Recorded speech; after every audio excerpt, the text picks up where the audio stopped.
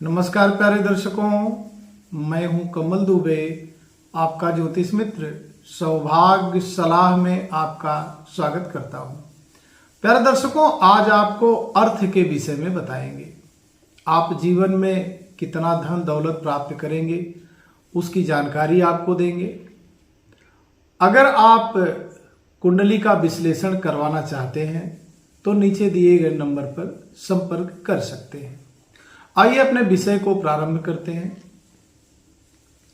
प्यारे मित्रों, अर्थ को समझने के लिए कुंडली के 12 भाव में से आपको दूसरे भाव, छठे भाव और 10वें भाव की स्थिति को समझना चाहिए।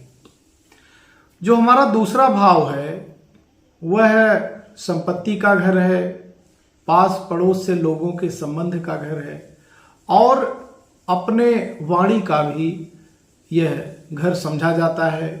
यहाँ से यह देखा जाएगा कि व्यक्ति कितना धन अर्जित करेगा और धन अर्जित करने का माध्यम उसका क्या बनेगा।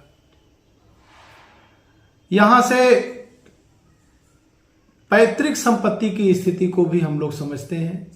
और अगर हम काल पुरुष की कुंडली देखते हैं तो जो दूसरा घर होता है उस पर दूसरी राशि वृषभ राशि आती है, जिसके स्वामी ग्रह बनते हैं शुक्रदेव। शुक्रदेव इस संसार के सभी सुखों के कारक हैं।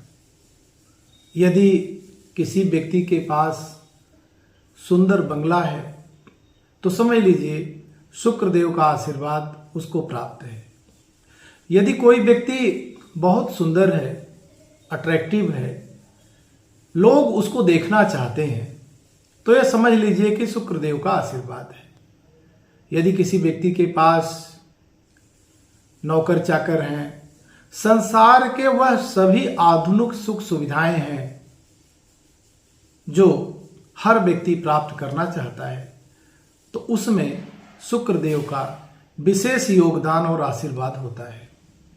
इसी प्रकार से हम 6th हाउस को देखेंगे, क्योंकि धन हमने अगर कमाया वर्तमान स्थिति में तो धन व्यय की स्थिति क्या बनेगी, यह 6th हाउस से देखा जाएगा कि व्यक्ति के पास रोग कितना होगा, उसके पास कर्ज कितना होगा, उसके शत्रु कितने होंगे।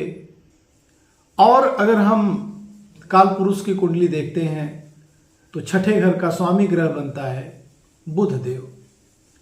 बुध देव यह निर्धारित करेंगे कि आपकी जो योजनाएं हैं वह कितनी सफल हो रही हैं, या आप जो योजना लेकर के आए हैं उस योजना में सफलता मिलेगी भी या नहीं मिलेगी। तो दूसरी स्थिति को समझना है हमें छठे घर को, और तीसरी स्थिति समझना है हमें 10वें घर को। अगर हम काल पुरुष की कुंडली को देखते हैं तो 10वें घर के स्वामी ग्रह बनते हैं शनिदेव, क्योंकि वहां पर मकर राशि आती है जिसके स्वामी ग्रह हैं शनिदेव। जीवन में हर प्रकार के अस्थायित्व, जीवन में हर प्रकार के काम, विशेष करके अस्थायी काम के कारक शनिदेव बनते हैं।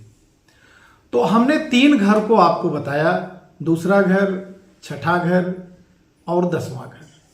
दूसरे घर के स्वामी बने शुक्रदेव, छठे घर के स्वामी बने बुधदेव और 10वें घर के स्वामी बने शनिदेव। आप किसी भी लग्न के हैं, किसी भी राशि के हैं, इन 3 ग्रहों की स्थिति को आपको देखना चाहिए। जो दूसरा घर हमारा है यह हमारी वर्तमान की स्थिति है, और जो छठा घर हमारा है वह हमारे भूतकाल की स्थिति है, और जो 10वां घर है हमारा वह है हमारे भविष्य की स्थिति है। जैसे वर्तमान में कोई भी व्यक्ति धन दौलत प्राप्त करता है तो यह देखना पड़ेगा वह धन दौलत खर्च कहाँ करेगा, क्योंकि भूतकाल में अगर आपके ऊपर कर्ज है या कोई पुरानी बीमारी है या आपके ऊपर मुकदमा है, मुकदमा करने वाले लोग मजबूत हैं, तो निश्चित तौर पे आप कितना भी धन कमाएंगे वह सारा धन भूतकाल की जो स्थितियां बन रही हैं उसको निपटाने में ही खर्च हो जाएगा। और अगर कहीं भूतकाल की स्थिति आपकी मजबूत बनी, यानी आपके शरीर में कोई रोग नहीं है, आपका संबंध लोगों से बहुत अच्छा है, आपके विरोधी कम है, आप जिस भी नौकरी पेशा में हैं उसमें आपकी अच्छी खासी इनकम है, अच्छा खासा आप लाभ कमाते हैं, तो निश्चित तौर पे भविष्य की स्थिति बहुत अच्छी होगी। क्योंकि 10वां घर हमारे कर्म का भी घर है और भविष्य की स्थिति का भी यहां से पता किया जा सकता है। यह स्थिति शनिदेव से हम और ध्यान रख सकते हैं। यह स्थिति हम शनिदेव की स्थिति को देख करके बहुत आसानी से समझ सकते हैं। यदि शनि देव के ऊपर शुभ ग्रहों की दृष्टि बनी तो निश्चित तौर पे हमारा भविष्य, आने वाला जो समय है वह बहुत अच्छा होने वाला है। हमने जो पूर्व जन्म में संघर्ष किए हैं या हमने जो भूतकाल में संघर्ष किए हैं उससे वर्तमान की स्थिति मजबूत होगी और वर्तमान की जो स्थिति है उससे हमारे भविष्य की स्थिति अच्छी बनेगी। तो सेकेंड हाउस से आपको यह देखना है कि शुक्र देव आपकी कुंडली में कहां विराजमान है। यदि शुक्र देव अपनी स्वराशि वृषभ राशि या तुला राशि में विराजमान है, या शुक्रदेव अपनी उच्च की राशि मीन राशि में विराजमान है और प्लेसमेंट भी अच्छा हो, केंद्र और त्रिकोण से संबंध बने, उस पर शुभ ग्रहों की दृष्टि अधिक पड़े, तो निश्चित तौर पे व्यक्ति वर्तमान में बहुत अधिक धनवान होगा। और उसका धन का नाश न हो इसके लिए 6th हाउस की स्थिति को देखें। 6th हाउस पर शुभ ग्रहों की दृष्टि पड़े, 6th हाउस पर मजबूत ग्रहों की दृष्टि पड़े। मजबूत ग्रहों से तात्पर्य कि बुध देव के मित्र ग्रहों की दृष्टि पड़े, तो निश्चित तौर पे 6th हाउस भी आपका मजबूत होगा तो आपके शरीर में बीमारी, रोग, कर्ज और शत्रुओं की संख्या बहुत कम होगी, तो आपका धन का नाश नहीं होगा। फिर ऐसे ही शनिदेव को भी आपको देखना है कि शनिदेव के ऊपर शुभ ग्रहों की दृष्टि पड़े, शनिदेव का प्लेसमेंट अच्छा हो, शनिदेव अपने मित्र के घर में हो, शनिदेव अपनी उच्च राशि में हो, शनिदेव अंश बल में मजबूत हो, तो निश्चित तौर पे भविष्य में आप ठीक ठाक सुख को प्राप्त करेंगे। आने वाला टाइम आपका बहुत ही अच्छा होगा। किसी भी लग्न या किसी भी राशि के आप हों, आपको 3 ग्रहों को अवश्य देखना चाहिए, शुक्रदेव, बुधदेव और शनिदेव। शुक्रदेव संसार के सभी सुख साधन के कारक हैं, बुधदेव हमारी योजनाओं के कारक हैं और शनिदेव हमारे अस्थायित्व के कारक हैं।